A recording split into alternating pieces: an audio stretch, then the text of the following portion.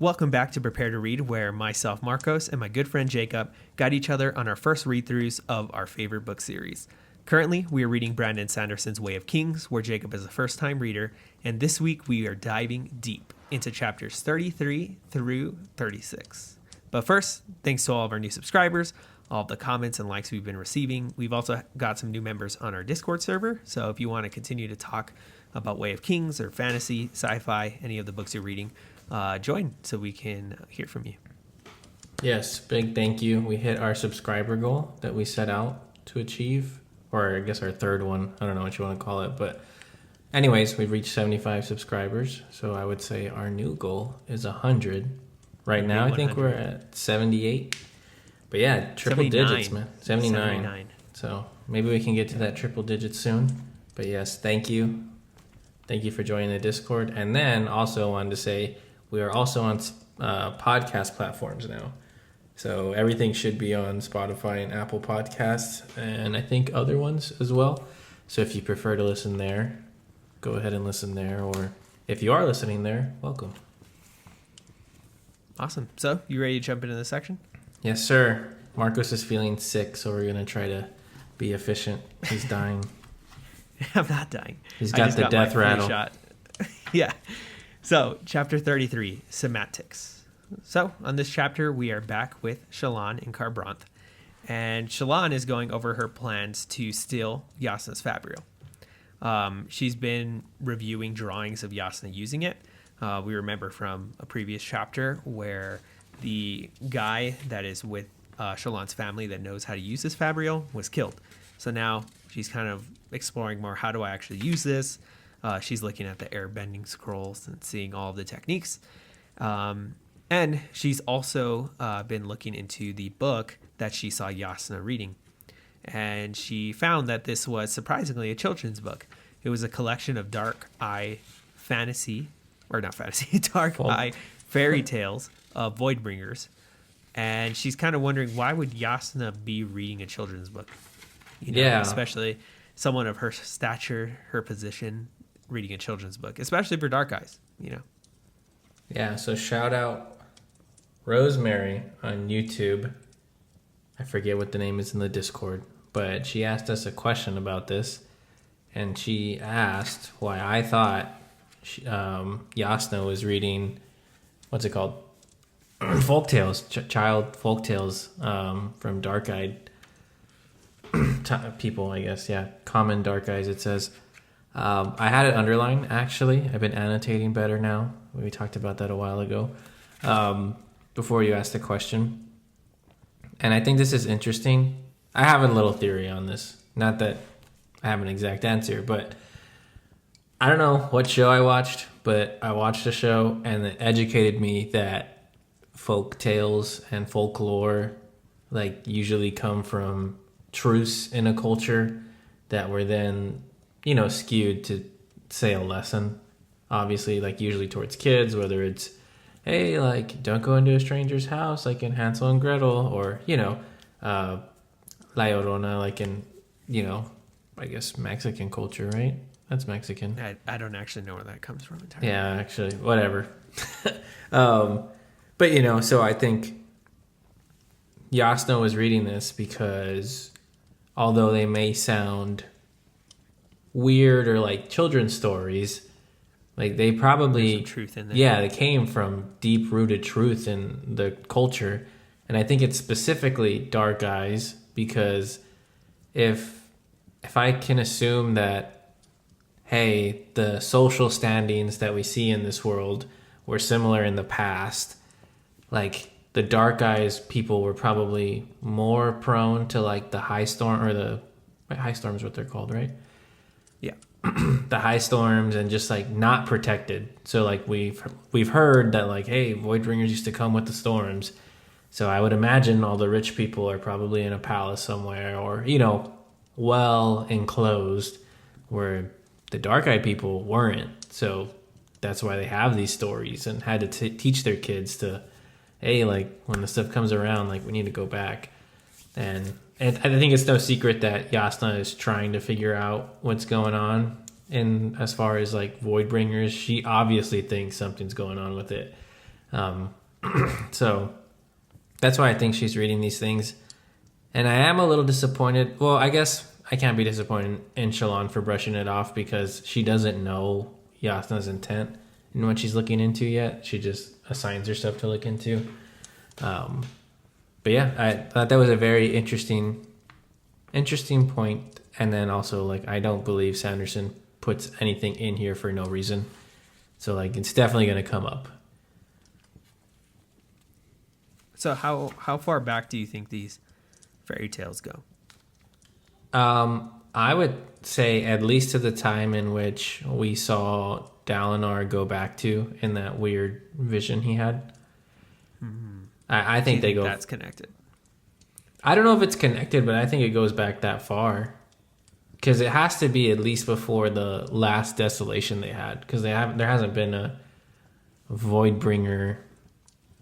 Whatever. Did they mention eye color in the flashback? I don't know. I actually wanted to go back and reread it when the question was asked because I was like, like I didn't really think much of it being dark eyes.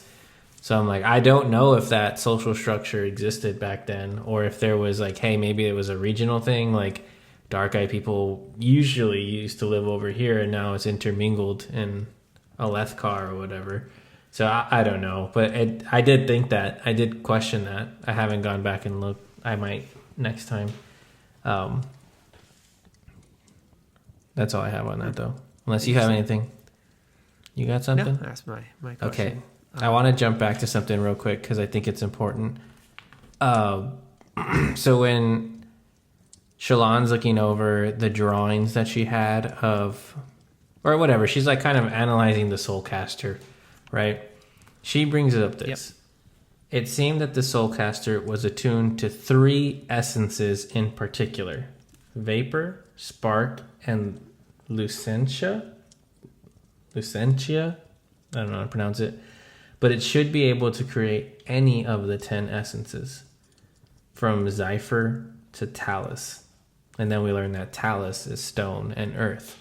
So right here, I wanted to point it out because we learn that there's 10 essences for soul casting. And they seem to be connected to different gemstones? I don't know about that. If you're telling me that, you're telling me that. But I mean, I guess we do see certain things in the later chapter where she kills people in the alleyway. But yeah, doesn't that align with the 3 ways that the guys died? One turned to crystal, one was shot with like lightning, and the other one turned to vapor. Yeah. Mm-hmm. So, yeah, we see her use that. But again, I want to point out 10. 10's a big thing. And it's like 10 is Roshar's 7 for Earth, if that makes sense. You know how like everything 7 days, whatever. Yeah, 10 seems to be the common thing here. And I wonder if, like, okay, so we know about soul casting. We know about surge binding.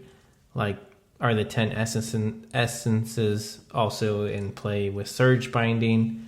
Because we know that, like, Zeph pulls... Well, we also know of the 10 heralds. Yeah, I know. 10 heralds, 10 essences. There's 10 of everything. I think there was, like, 10 great cities or something like that. I forget. There's 10 of everything here. 10. But yeah, I just wanted to point it out because I think we learned a little bit about the, quote, magic system that we didn't know before, so. Yeah.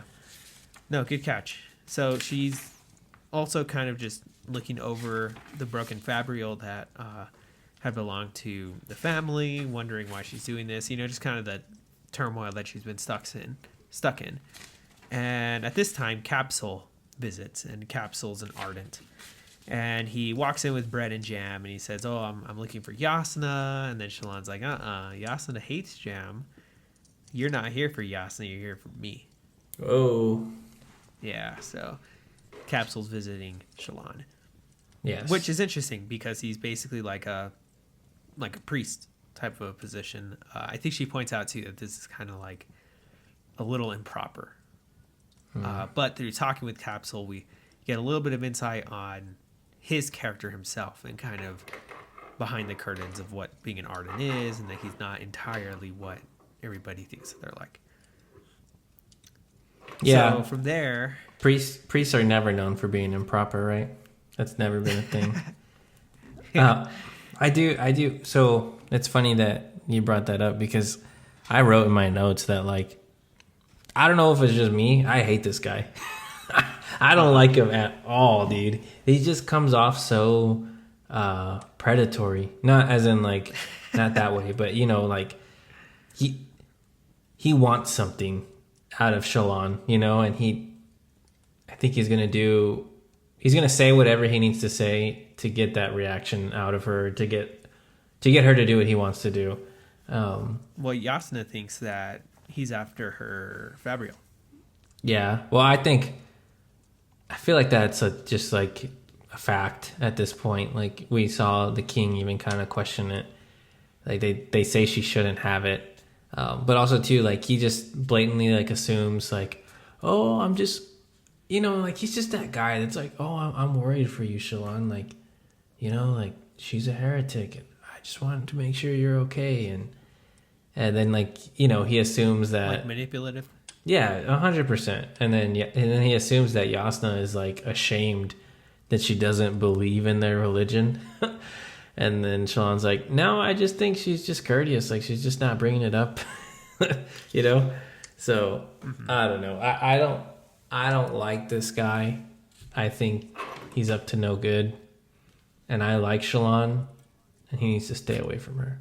Stay away from my girl. Uh-huh.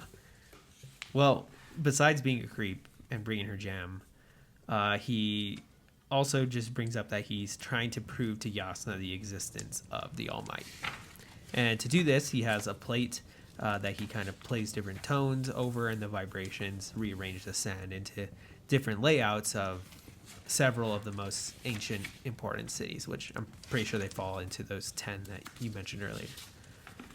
And Jashnah, while he's kind of doing this demonstration, she comes in, and she kind of ignores it at first, but later on she acknowledges, like, oh, you're trying to prove the Almighty by this, and this. So you could tell, like, she's very well read, pretty much. Like, she knows the theories. She's not, like, an ignorant non-believer. Yeah. Like, she's done her homework, and she's like, no, I know what you're talking about, and I've dug into that myself. So. Yeah, we talk about and this is where he also talks about, like, symmetry stuff. So I went a little crazy here, okay?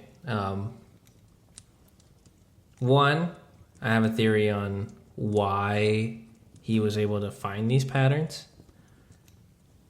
And I told you I wasn't going to go up into the ledgers of whatever those little intro notes are on the paragraph or on the chapters. But we start hearing these things about, like, dawn chants and dawn singers, who I think Capsule brings up, actually, the dawn singers. So there's magic in this world, right? I don't think it's the craziest thing to think that maybe one of the magic involved music in some fashion or sound, you know, and they were able to construct things out of, like, frequencies and stuff like that. I don't think that's a far-fetched thing. So, like, maybe some of these great cities were built like that, and that's why they resemble these cymatics. Cymatics? I don't even know how to say it. Schematics? No, not schematics. Not schematics. They're not drawings. Yeah. Well, what's the tolerance? Have you seen the little icon for this chapter? Different than all the other ones. Like, it's like the little circle, right? Yeah. It's the origin. That's what I take it as. I think it's the origin. It's kind of scary. It does look scary. Yeah, it looks like a nuke went off or something. Yeah, I took it. I've always taken it as the origin. I don't know why. I don't know what that, like, I'm assuming it relates to Shallan in some way, but also it's like kind of a low res image, so I can't get too much out of it. Come on, Sanderson. 4K images. Yeah, at least, or, like, you know, beef it up a little bit. We do learn about the double eye here, or we get that name drop, And I was finally which we've like, been seeing. yes, I was like, finally, thank God I have a name for whatever is on the chapter titles. Like, I see it all the time, and I'm like, what is this? Is this a lizard? And yeah, we get the double eye. So they don't really explain what it is, but it is something related to Vorin religion. So Yeah. more I to do come like on that, how- I'm pretty sure. Besides just the text, like the body of the story, he throws in all these little nuggets of stuff. You know, Yeah, the the tops of the iconography. chapters, yeah, all of that. It's really interesting. It's now, not that it has become an expectation, but ever since Dune, if I don't get something like that in a book, I'm always like, it's a little disappointing. Like, I always, like, now, I don't know. I love it. Like, give me footnotes, man. I don't care. Like, whatever. Throw in stuff. I love it. It just, more stuff to chew on. Yeah. There was another thing I want to talk about here, which was his symmetry statement about, like, hey, our language is symmetrical. All the glyphs, like, if you fold them over on each other, they're the same. The great cities, like, all their names are symmetrical. He brings up, hey, like, yours is almost symmetrical, but it's not. So I didn't, It's almost. yes, but good point. I'll get there. Put a pin in that. So I went a little crazy, and I didn't list them out. I don't know. I took the time to look, but I didn't list them out. And I was trying to find out, okay, whose names are symmetrical here. None of our main characters right now, except, well, okay, I will say the heralds. A lot of that, like Kalak has one. I forget who else had one. And then the other guy that I was curious about is Jezera. I don't know how to say his name. He's like the Stormfather guy. They talk about him in the next chapter. His name is symmetrical, except for his first and last letter. His first letter of his name is a J, and the last letter of his name is an H. And Jashnah's is the exact same way. I don't know if that means anything, but that's how in the weeds I was on this. Because I was like, maybe, I don't know, you know? Yeah. Just a thought. So I think, is that like symbolism of, hey, maybe at one point, I don't know, you know, like, is it symbolizing their character as like, this dude's almost, you know, godly in essence of the symmetry that Capsule was talking about, but then I don't know, something went wrong, and that's why it's personified with his name. And like Jashnah too, like we know Jashnah seems to have studied this religion, but she's not about it. I don't know. Yeah. I'm grasping at straws here, but I went on a rabbit hole of looking You after started stuff. writing on the walls. A little bit. I also discovered that there's a town or a country named Aima, Aimia, I think. That's symmetrical. It's on the map still. It's still named that, which most of these things were like changed names. Nohadon, also symmetrical, is another name I found. Interesting stuff, man. I'm now, like, every time I read a word, a proper noun here, that's what I'm looking at. It's ruined it for me. Anyways, I'm done. Nice. So, moving on to chapter 34, Stormwall. So right here, we are back with Kaladin, and we're in the Shattered Plains. So Kaladin wakes up to Sild's voice, pleading with him not to be hurt anymore. That doesn't make sense, but he's disoriented from the beating he took. Remember, he got a bunch of people killed, really screwed up. The soldiers all beat him up, and he's hanging upside down from the Bridgefort barrack. And this is bad because there's a high storm coming, and the Light Eyes kind of have this, I don't know what you would call it, ritual type thing where if somebody really screwed up and they kind of almost want to wipe their hands clean, they say, oh, the Sword Father's going to judge him. Yeah. So that's what he's doing. He's getting ready to be judged.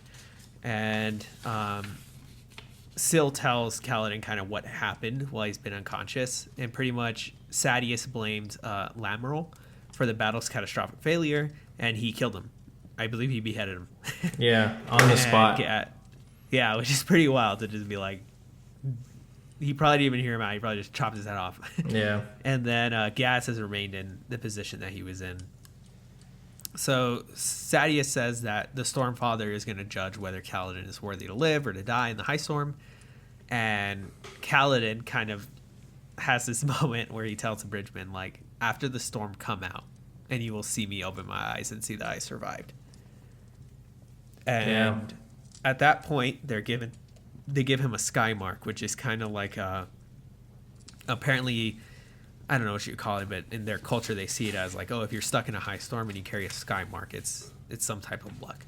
It's like a token. So, yeah, so one of the bridge crew give him that, and then they head back into the barracks for when the high storm arrives. And what does he tell him, Marcos, when he gives him the sky mark?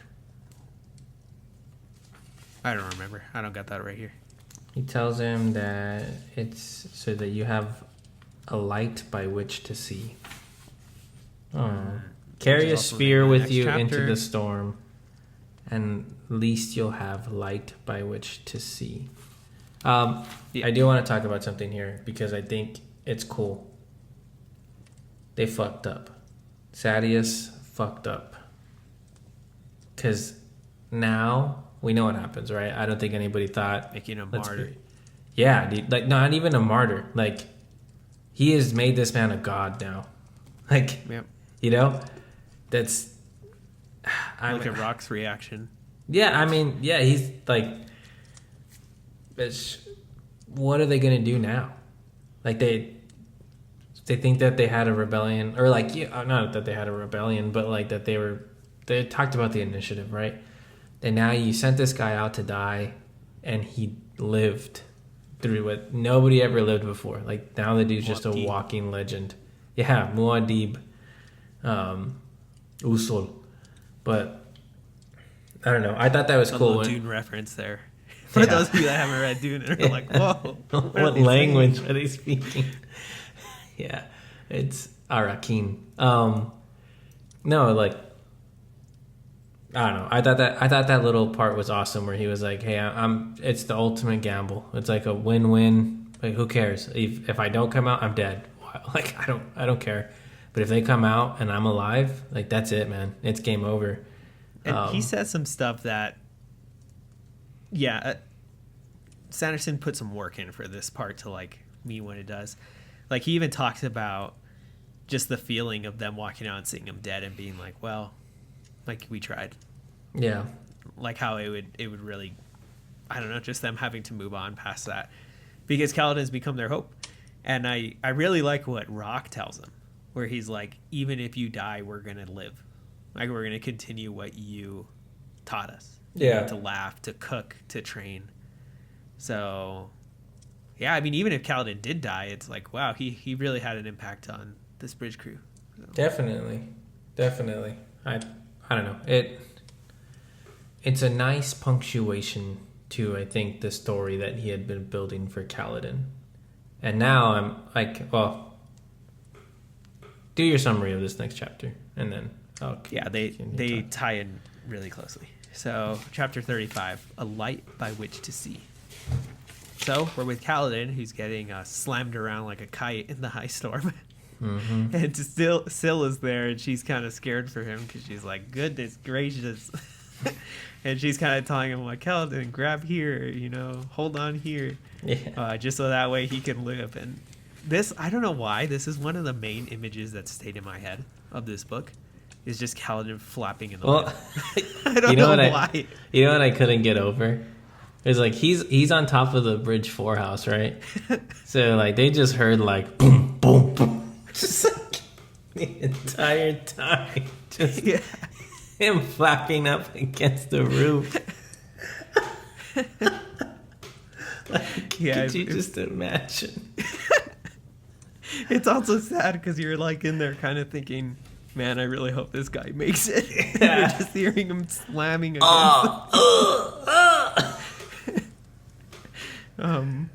Not a funny moment, but I think it's kind of, I don't know. I just picture in my head that way. If you think about it too much, it gets funny.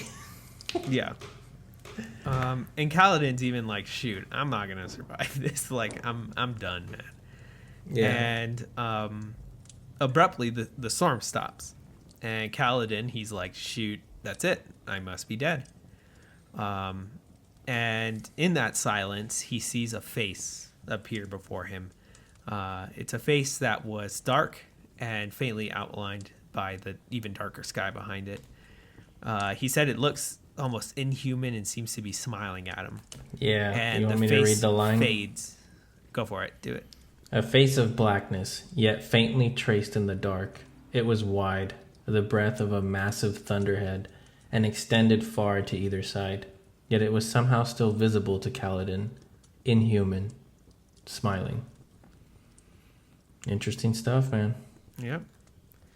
So after that, Kaladin passes out.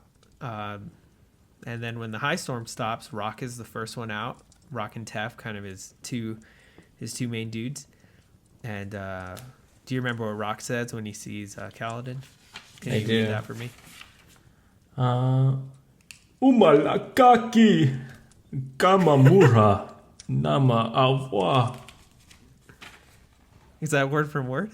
I think so. That was my pronunciation. That part also cracks me up. Not in like I think it's hilarious, but I don't know. I guess almost like a wholesome way. It's like, dude, this guy was shook. Everybody around him was even like, Rocket, you're not speaking the language we know. Yeah. I liked it. It felt very genuine. Like, you know, like if, I don't know how much, like I don't speak Spanish too much, but there are some things that when I like hit my toe or something, sometimes it just comes out, you know? So I feel like it's like that, like a very genuine reaction where you default to your default, I guess. I don't know. Yeah. It reminded me also of like Silgar, kind of his reactions to when like Paul would do parts of the prophecy, and it's like, oh my goodness. Yeah. So this was a spiritual experience It for was. Rock. It was. I mean, for like, everybody actually. I'm telling you, it's like borderline messianic, you know? Yeah. Like how else are you supposed to think of this guy now? Like, one, he's done like 5 billion bridge runs. It hasn't died. And then he faced the storm and didn't die. So like, and now Sadius really can't kill him because, or not Sadius. Oh yeah. Sadius. Because it's like, you said the high storm would judge him. yeah, And he's been absolved. Yeah, so you can't kill him, or else now you are gonna lose. Yeah, you're gonna. What's gonna happen? What's gonna like? Yeah, exactly. Like they fucked up, man. I mean, obviously they didn't know that this guy was chosen one or something, you know. Well, actually, so we did skip over this part, and I forgot to bring it up last time we talked. Is Kaladin? Well, don't tell me. Is Kaladin a surge binder? Because the only other person I know that can siphon stormlight out of like the spheres and stuff is Zeth, and they call Zeth a surge binder. And it's been very, very, very forecasted. Like, hey, oh man, my spheres, they don't have any stormlight in them. And then of course we get That's how this chapter ends. This big moment too, though, where he says, the sphere suddenly burst to life in his hand, flaring with sapphire glow. It illuminated the stone roof beneath him, making his fist blaze with blue fire. That's a lot, you know? So I think he's a surge binder. No comment. I felt this for a little bit, but every time I keep forgetting to mention it. And I felt like this was the time. Because we got another question about Teft. Because we get a little point of view of Teft, actually. For a brief couple paragraphs, we're in Teft's point of view. And he's the one who notices, like, the skymark fallout of the sphere. And he's like, what? Like, in a high storm? There's no stormlight in this? And then he's like, and Kaladin's alive? Like, no, that doesn't make sense. And before that, in the previous chapter, everybody left Kaladin, right, to hang on the door and bang around. And Teft like stuck around for a little bit, and Kaladin says like it looked like he was gonna stay. So I don't know, like if I forget what race or ethnicity Teft is, but like does he know what surge binding is? Yeah, because that was a question. Like why do I think Teft, or does Teft know something? And maybe he is aware of what surge binding is, and he's putting two and two together, or maybe he's noticing these things. It almost makes me think he has some type of like religious background. Like he's almost like seeing things that I don't know. Maybe not religious, because it's a part of their culture that like you recharge spheres in high storms. Yeah. So I'm pretty sure everybody would be like, "What the heck? That makes no sense." Well, but he's either just really observant and astute enough to like put those two and two together, or he's had experience of like, you know what, I've seen this before, and it was a dude in a white cloak trying to kill King Gavilar, something like that, right? So I don't know. It just that's what I think. I think he's putting two and two together. I think he knows what surge binding is. Maybe he doesn't know the name of it, but that's what I think.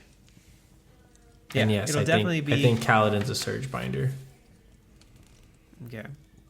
It'll definitely be interesting to come back to Kaladin to see like the aftermath of what just happened. Yeah, and that's another thing I wanted to talk about too, is like this to me, right, was like this is the end of Kaladin being a Bridgeman arc. Like it's over.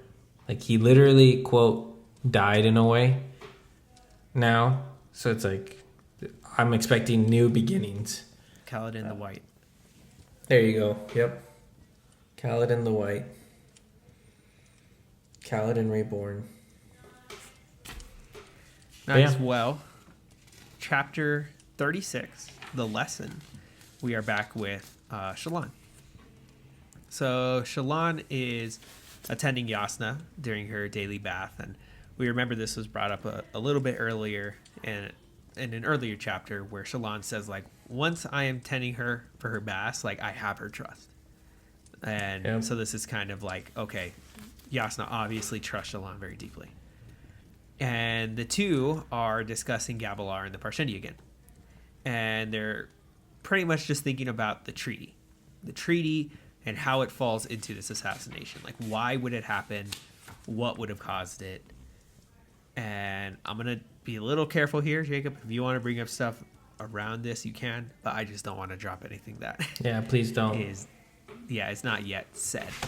But while this is going on, Shallan is kind of eyeing the Fabrial. And she's like, oh, I'm gonna take it. I'm going to do it. And she's like, oh, I can't do it. Like, she's just like, I just can't. I enjoy when I'm doing too much. I need to find another solution. I don't want to give this up. And it's compounded by the fact that Jashnah is starting to compliment her on her progress, as a student and what she's doing. So from this discussion on kind of Shallan's studies, Jashnah suggests maybe we should have a change of subject. Okay, hold on. I will stop you here. I'm sorry. Because I do want to talk about the Gavilar stuff a little bit. We get a nice, I guess, like in text, whatever. They're reading off a book of him meeting the Parshendi and like that whole experience. But what I like after it, and I love Shallan. Okay, I'm learning that in the community she's not as loved, which is okay. I think it's your analytical side. Well, it's also like in TV shows. I never hated her. Yeah, like I'm usually a part of the side. Like I usually like the same characters most people like. Every now and then there's differences, So it's like when I found out that that's not the case, I'm like, whoa, I'm taken aback because I love this girl. I think she's cool. But no. Anyways, I love that Jashnah is just like, I'm not going to tell you what I think. You think about it. Like with everything. Like I just love that. Think crazy. Yeah, she is. She's pushing her into that role. Like she's not even really telling her like why she's asking her to look at these things. It's just, hey, look at it and tell me what you think. And like I think teaching Shallan to value her own opinions, really. And I think we're going to touch on that a little bit later, so I'll let you continue. Yeah, so Jashnah suggests that she start to study more philosophy.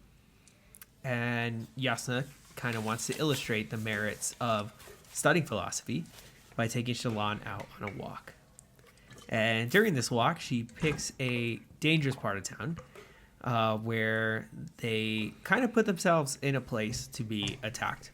It's an area that has been shown to have a lot of criminal activity, and they're pretty much attacked by 4 criminals. And during this attack, Jashnah kills 4 dudes.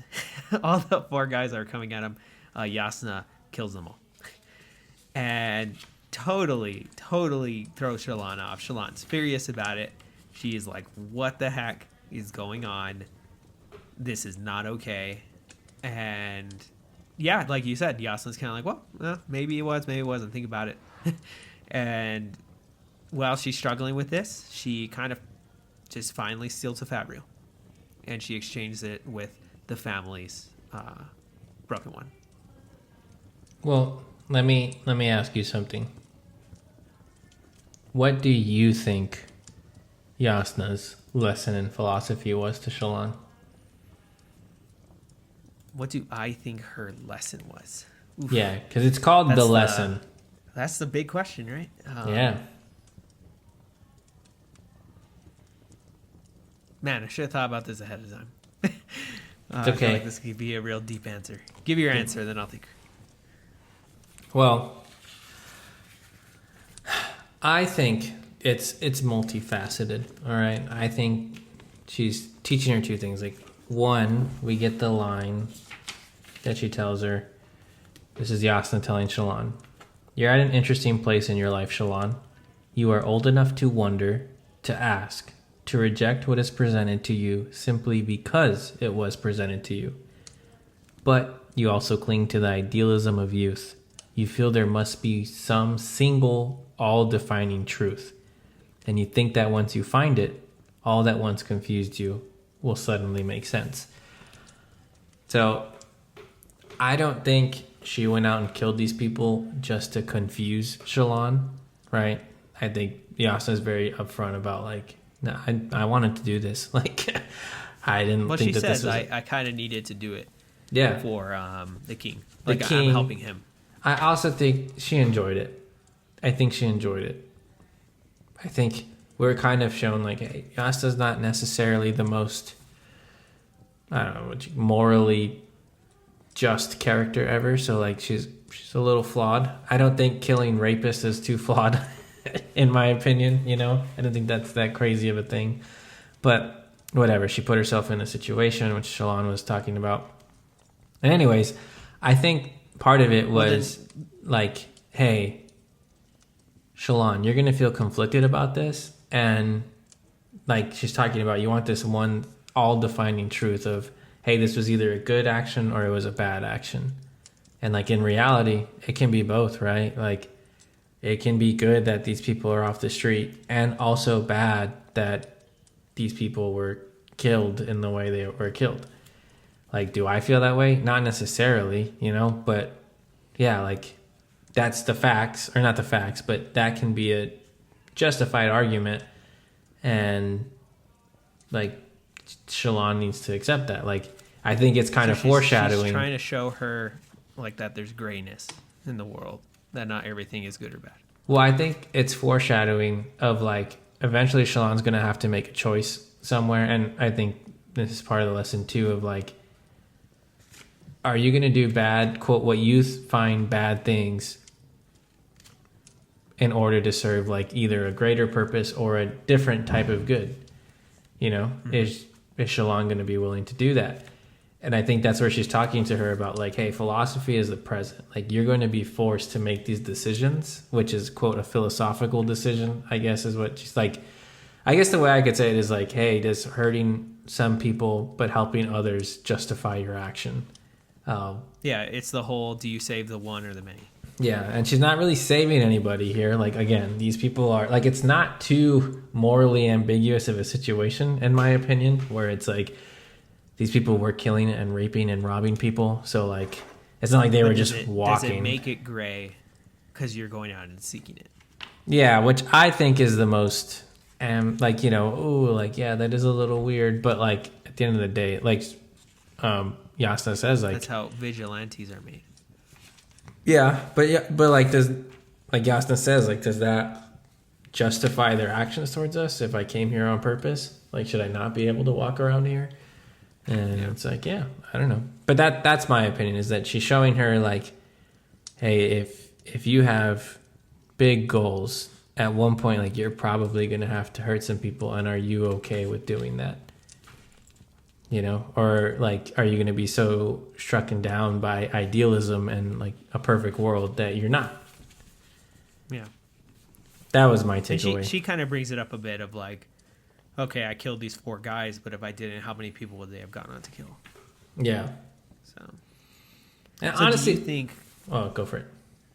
Just going off of one of our questions in the Discord, do you think Shallan took the Soulcaster because she wanted to help her family, or because Shallan felt that Jashnah was abusing it? So I have a third answer, right? Because I thought about this a lot, and maybe I'm reaching too deep here, but I don't think it's because of either of those. What I really think, and what I took away from these Shallan chapters, I think Shallan is scared that she is seeing who she might become if she stays with Jashnah. And not because Jashnah is going to manipulate her, but because I think Shallan deep down likes the teachings that Shallan's giving her. Like, I think she feels empowered when Shallan encourages her to speak, or Jashnah encourages her to speak her opinion and stuff. And I think she's horrified that, like, if I keep training under her, like, is this who I'm going to become? And so her option, change my beliefs, my stance. Yeah, and I think her option was like, well, I'd rather not have that, so let me steal this. You know, that's. So you think it was an emotional choice? I think so. It wasn't her necessarily being like, I'm stealing this because I want to steal it. Yeah, I think it was like more out of horror, I guess you could say, but not of like, oh my God, she killed these people. But, oh my God, maybe I'm questioning that killing those people wasn't the worst thing to do. And I don't know how to feel about that. And I don't like that. And I need to leave. You know? Do you think Jashnah knows she stole it? I think Jasnah's too smart to not know that Shallan's been wanting to steal it. Mm-hmm. And I think, for a while, I felt like Jashnah was pushing her intentionally. Like, with this whole thing, like, she knew that was going to really challenge Shallan. So you think this is like a culmination of some teachings? Like, this was the big lesson. Well, it's called the lesson. Yeah, I think this is like the push. Like, she is. I think where we ended with Kaladin is similar to where we're ending with Shallan. Where I feel like, hey, this arc that we were on for them has ended and we're starting something new. Like, after this, there's no going back for Shallan. She's like at her, I mean, we could have already had that kind of with her leaving home, but we didn't see that, right? Yeah. But like, from where we are now, she's like on her villain arc. Kind of, right? I mean, not villain arc, I wouldn't call it that, but like, I think she has started her true journey as far as what we're going to see in this series of where's she going to go? She can't stay there. She's going to have to leave somewhere, or Jasnah's going to catch her and it's going to lead to a confrontation. And then we'll have a different dynamic with that relationship. But I love Shallan's chapters, man. They are carrying this book for me. Not that I think this book's bad. They're just my favorite, and I like them so much. I think she's such a interesting character as far as very conflicted, which I talked about last time. And I don't know. Every time her chapters come up, I'm like, yes. I love to read I think we're in an interesting place for both characters, though. Because like you said, this is almost an end to their arc up to this point. So I'm curious about where it goes. Yeah. I have a quote underlined here that I just saw. There will be times when you must make decisions that churn your stomach, Shallan Devar. I'll have you ready to make those decisions. There you go. There you go. I think Shallan's not ready, but closer than she was before. Another thing I wanted to throw in, I know we don't want to get too much into the little quotes before the chapters, but this one is pretty cool. Taking the Dawn Shard, known to blind any creature, voidish or mortal, he crawled up the steps crafted for heralds, 10 strides tall apiece, toward the grand temple above. Oh, yeah. I got thoughts on that. Which actually, so this is kind of outside the scope of this book, but I don't really know the context. Maybe if one of you guys on Discord want to tell me, you could put the spoiler thing if it needs to have that, but I know there's a book that Sanderson wrote. I believe that is called Dawn Shard. Whoa. So now I'm kind of like, what is that book about? So we haven't gotten it. I think at some point it's coming where we're going to start we're going to enter another playing field, but we're getting there. Yeah, we'll get there. I do have, I'm not going to tell you guys what I'm thinking on this stuff yet, because I want to wait till end of part 3, but I do have Dawn Shard bracketed. It's in my notes. I'm looking up stuff. Cool. But Well, that's all I got for this one. Yeah, did so. I'm excited. I'm excited for the chapters to come. I really feel like they're going to be... I don't know. I'm excited. I think it's going to take the book up a notch. Yeah. Awesome. Well, if you're still listening, thank you for joining us for another episode, and we will see you guys on the next one. Adios.